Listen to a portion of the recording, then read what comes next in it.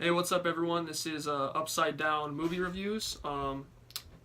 This is our first official YouTube video. I'm Mason. This is Michael. And today we're going to be talking about our top 10 movies of 2018. Overall, I think that it was a pretty good year for movies. There was definitely a lot of stinkers, but I think overall we both saw a lot of great movies in 2018. Um, so how we're gonna break it down is we're gonna do honorable mentions. I think Michael's gonna start. He's gonna do honorable mentions 10 through 6. Then I'm gonna do my honorable mentions 10 through 6, and then from there 5 through 2, and we'll both do our ones like back and forth. One thing I wanted to add too is bear with us on quality. We're just starting out. We're gonna get mics, better camera, and all that stuff too. But we do hope you guys enjoy the channel and stick around. But so let's get into it. Alright, so my honorable mentions of 2018 was The Favorite, A Simple Favor, Searching, A Quiet Place, and Love, Simon. All movies that I really loved. They're all great, and they all really fought for that number 10 spot. I think the number 10 spot is the hardest part of any top 10 list. But those they didn't make the final cut. But the movie that did make the final cut, and it is my number 10 of the year, is Beautiful Boy. I just love this movie. It really hit me on an emotional level. It was heartbreaking. I think it did a really good job of displaying what a family goes through when someone they love is dealing with addiction. It's really frustrating too, as he's trying to get better and he keeps falling back into the dark places. I think it also was really carried by the father-son chemistry between Steve Carell and Timothée Chalamet. And I do think Timothée Chalamet does deserve a Best Supporting Actor nom at the Oscars this year. He's one of the best actors, under the age of 25 working today, and he just killed it. And I love this movie, and it broke my heart, but I also loved it too. Moving on to number 9 is Spider-Man Into the Spider-Verse. I think this movie really caught a lot of people by surprise this year. The trailers weren't really anything too special. A lot of people didn't really like the animation style, but I do think it is one of the better Spider-Man movies ever made. I'm not ready to say it is the best ever made because it's only been out for a month. I want to let it sit for a little while, but it's definitely up there. And bringing Miles Morales into the big screen for the first time, I think it was kind of a ballsy choice, but I do think that it really paid off. He was really relatable, young teenage kid getting these powers and going through them. And also, I think all the other Spider-Man from all the other Spider-Verses, something that it was a big move, but I think it also did pay off. Nicolas Cage as Spider-Man Noir was everything you ever want to see in a movie. He stole the show from me. He was hilarious, but yeah, loved it. And moving on to my number 8 was Mission Impossible Fallout. This franchise and Tom Cruise just continue to amaze me with these movies. The first 3 were pretty good. I thought 1 was okay. I thought 2 wasn't very good. I thought 3 was great. Philip Seymour Hoffman as a villain, he did a great job. But I think 4, 5, and 6 they really found their groove. Best action movie of the year, probably the best action movie since Mad Max Fury Road. All the practical stunts. Tom Cruise is a madman, and at his age, just continues to amaze everybody. I don't know if I'm ready to say it's the best Mission Impossible movie, but it's definitely up there. I still would want to go with 4, Rogue Nation. I think that was still the best. Then going on to number 7 is Won't You Be My Neighbor. Definitely the feel-good movie of the year. I came out of this movie just wanting to be a better person. Mr. Rogers, what a beautiful man he was. I'm not really big into documentaries, but this movie really sold me. Moving on to number 6, Ready Player One. I really wanted to put this into my top 5 of the year because ever since I watched it, I was really just obsessed with this world that Steven Spielberg created. I like the movie so much that I bought the book, and that tells you something because I don't like to read a lot. But that's gonna be it. That's my 10 through 6 honorable mentions. I'm gonna kick it off to you. But kicking it off with my honorable mentions, it's gonna be Spider-Man Into the Spider-Verse, Ralph Breaks the Internet, The Favorite, and then just a fun one to put through in there. I threw in Aquaman, as well as this movie is actually in my list until we were getting ready to start this video, and I actually moved it out of my list and moved one of my honorable mentions to my top 10, and that's Creed 2. It's just one thing I noted is it's missing Coogler, Ryan Coogler, and it really was. You could tell watching the movie too, but yeah, but it's still a great movie. I have it in my honorable mentions. Yeah, I liked it a lot better the second time I saw it. It almost made my honorable mentions, but Didn't quite, but it definitely got better with the second viewing. So starting there, one movie that wasn't in my honorable mentions. Just the more I see people talk about it, the more I tell myself, I mean, it belongs in my top 10 for the movies I've seen this year. I just moved it in for my honorable mentions too. Was A Quiet Place. John Krasinski did a great job directing it, great job starring and acting in it. Him and his wife Emily Blunt both did a phenomenal job. My biggest takeaway from the movie, and this movie could have been so much higher on my list, was the very last shot of the movie. I mean, it's been out now. I mean, spoiler alert. It's not really too much of a spoiler. I'm not giving the context around it, but it was just a really Hollywood ending. I'm not even gonna explain it, but it was just a really Hollywood ending. Like the movie felt new and original, but Hollywood gets in the way sometimes. Definitely setting up the sequel. Yeah, or prequel. We'll see. But then from there, my number 9 is gonna be Searching. Searching was one of the movies that I don't even know what they're calling it. It was done strictly through like a computer screen. So everything you saw was like him on FaceTime on his MacBook. You saw sometimes some security footage, stuff like that. But the entire movie you're watching as if you're watching off a computer screen. And John Cho, he did an amazing job.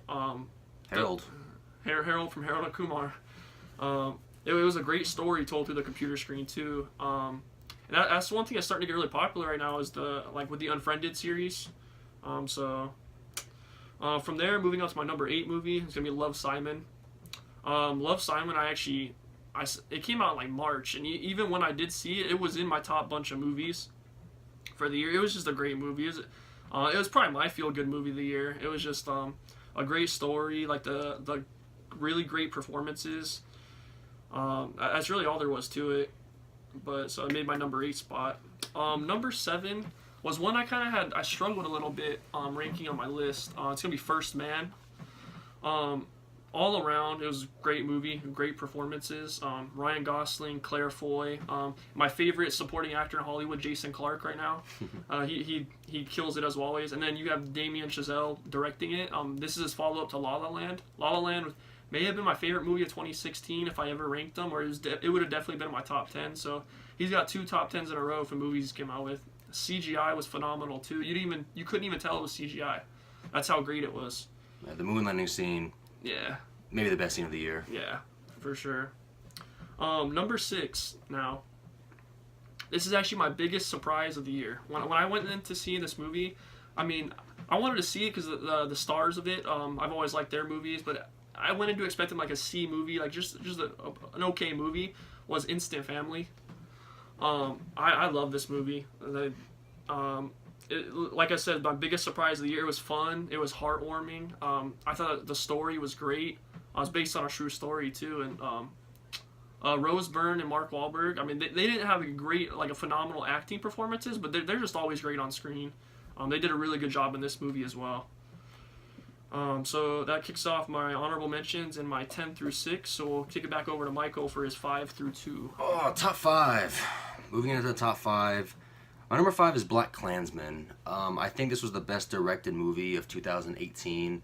I think Spike Lee definitely deserves the Oscar for Best Director. Not even a nomination, I think he deserves the win. He does such a great job of just balancing the comedy and then the racial tension that's in the movie. It's based on a true story, too. It's kind of bizarre. John David Washington, the son of Denzel Washington, the GOAT. I didn't even know that was his son until after the movie, but then after I realized that it was his son, now I cannot see him not as his son. Then Adam Driver, too, I think, he really helps John David Washington. He's getting some supporting actor recognition right now for the Oscars and all that. Yeah, I think they're both gonna get a nom for sure. But yeah, BlacKkKlansman, top 5 of the year, best direct movie of the year. I know you haven't seen it yet. I can't wait to watch it with you. And then number 4 is Green Book. A little disappointing, I think. A lot of people, I was kind of going into it, I guess expecting more, but it's weird that a movie could be disappointing but still be in your top 5. And I think what really carries this movie, like everyone's saying, is the lead and the supporting. Viggo Mortensen, Mahershala Ali. They're both going to get nominations for sure. They both very well could win. Just the journey they go through, going to the Deep South, dealing with all the racial stuff they're doing, with also balancing the comedy, kind of like BlacKkKlansman. Just a great movie all the way around. Some people are kind of saying they think they took the easy route dealing with the racial tension, but I don't think there's anything wrong with that. Well acted, well directed, just a great movie. Feel good movie too. And then number 3, probably the biggest surprise on my list for a lot of people, but number 3 is going to be Upgrade. Movie I've been telling you about. This guy's a sci-fi guy. I've been telling you about him since I saw it. I'm not a big sci-fi guy myself, but this movie just took over my mind. I hear a lot of people saying too, it's the better Venom, is what I'm hearing too. For sure, the better Venom. The dual personality thing. The sound design is one of the things that really stuck with me the most after I saw it.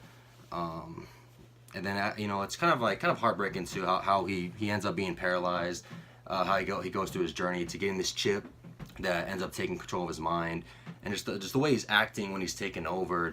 It was definitely a really good performance. And then I would say, besides another movie that's on my list that you guys haven't heard of yet, I think it does have the best ending of the year.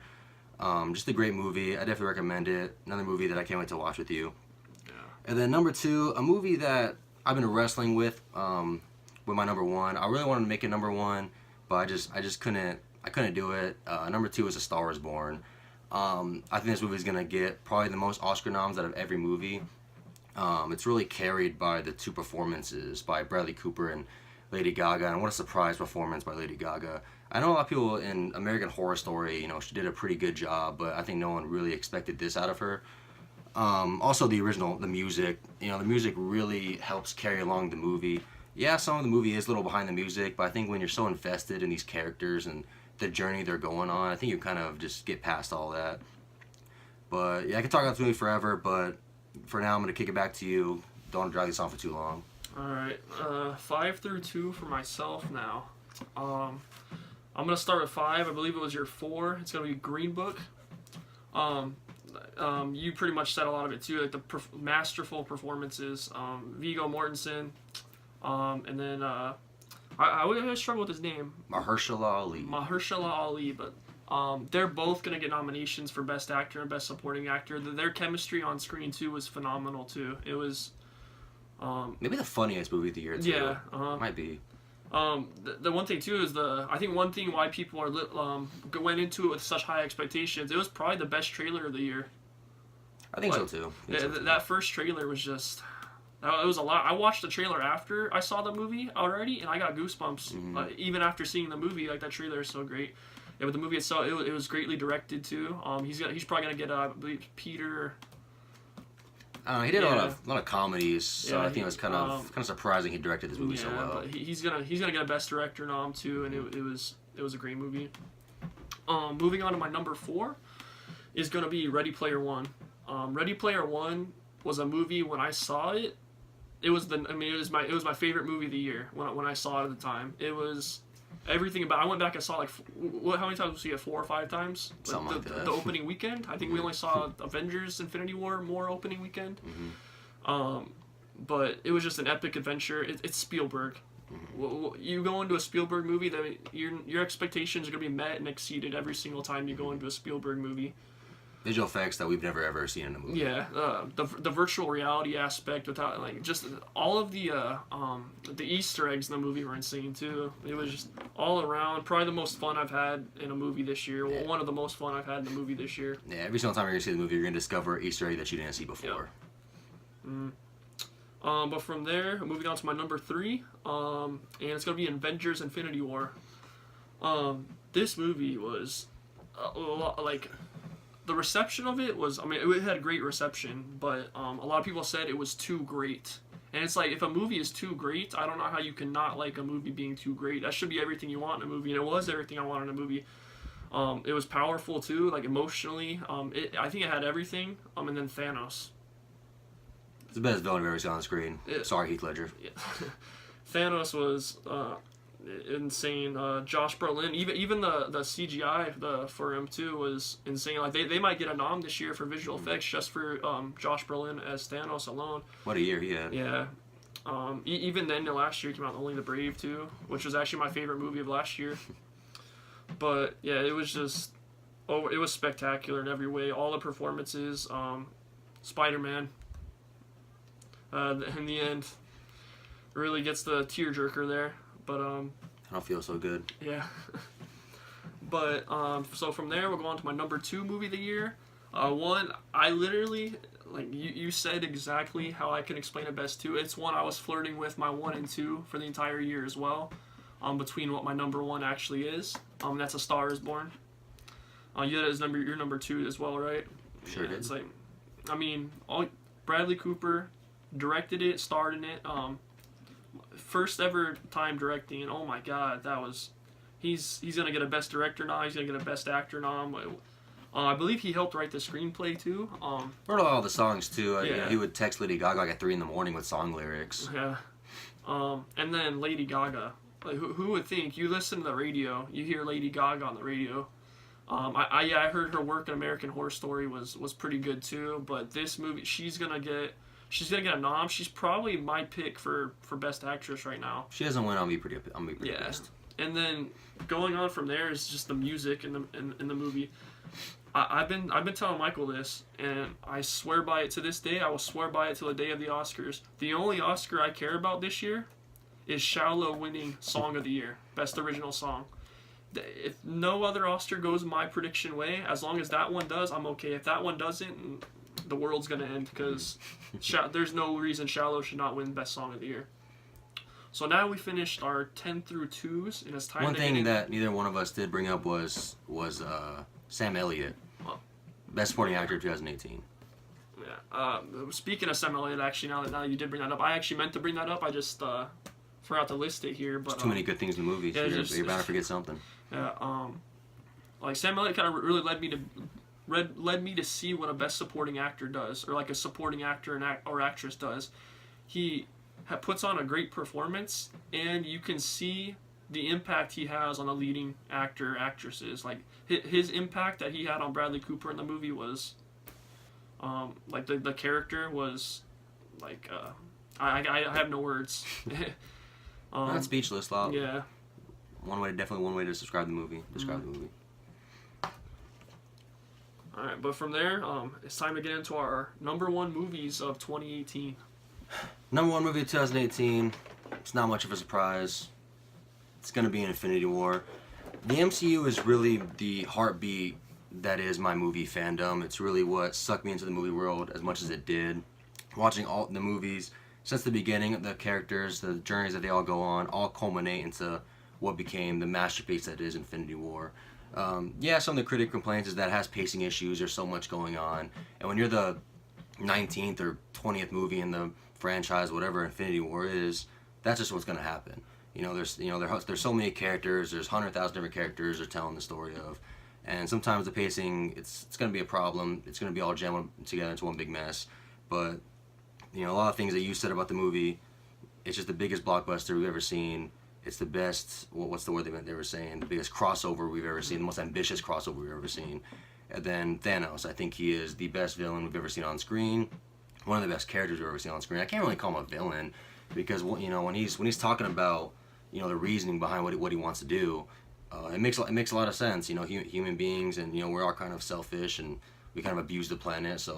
And he wants to balance it. I was gonna add too. That's one thing too. Is like what separates a good villain from a great villain on screen is when you can actually understand their message. That's kind of like how when Heath Ledger was the Joker in The Dark Knight. Like you can see where they're coming from. Like it's up to you whether you support their side or not. Most of the time you probably wouldn't because there's other ways. But that's one thing that separates a good and a bad villain, or a good and a great villain. Yeah. I mean, I could talk about this movie for hours on end. More than likely, maybe we'll talk about it more in depth before leading up to Endgame, because man, there's so much to talk about. But Infinity War, my number 1 movie of the year, maybe my favorite movie of all time. I'm really biased because I'm a big comic movie fan. That's like I said, that's the foundation of my movie fandom. And I think that's it. I'll save some of the Infinity War talk leading up to Endgame, but I'm key off to you. I know what your number 1 is, but let them know. Luther. Do I need to say more? Best supporting actor of all time. Best supporting character of all time. No, my number 1 is going to be Mission Impossible Fallout. From the moment I saw that movie, I just watched the franchise for the first time this year, 1 through 5, and then now Fallout 6. Like, best action movie of the year. Tom Cruise doing all his own stunts. I mean, this is a movie that has me speechless. Like the franchise gets better and better within each movie. Me personally, I think it was the best in the franchise. Henry Cavill played a great villain. I mean, I don't know. That's a spoiler. I'm sorry if you haven't seen the movie, but Henry Cavill plays a great villain. And then Luther. Luther's my favorite character. Luther's probably my favorite supporting character in any movie franchise ever. It's Luther. If you guys don't know who Luther is, Ving Rhames, right? Ving Rhames. Look him up. He's in a lot of movies too, but this movie really had me speechless. The action was phenomenal. I saw Tom Cruise. I usually buy all Blu-rays for my movies. I saw Tom Cruise talking about the movie in a video clip last month. He convinced me to buy it in 4K because I wanted it. Like, it was a beautiful movie too. They had a lot of shots in the mountains. I mean, action movies, the best quality you can get in action movies is always take it. But yeah, it's almost the same as A Star Is Born for me. Is where I'm like speechless talking about it. There's I could talk about it all day too if I had an actual review out for it or something like that. But yeah, that'll do it for our. So we'll probably display our top 10s again on the screen for you guys so you can see them. You want to go through your top 10 one more time? Just kind of list off the movies for everyone. Yeah, starting back, number 10, Beautiful Boy. 9 was Spider-Man Into the Spider-Verse. 8 was Mission Impossible Fallout. 7 was Won't You Be My Neighbor. 6 was Ready Player One. 5 was Black Klansman. Number 4 was Green Book. 3, Upgrade. 2, A Star Is Born. And 1, Avengers Infinity War. And running back my top 10 of the year, it was 10, A Quiet Place. 9, Searching. 8, Love, Simon. 7, First Man. 6, Instant Family. 5, Green Book. 4, Ready Player One. 3, Avengers Infinity War.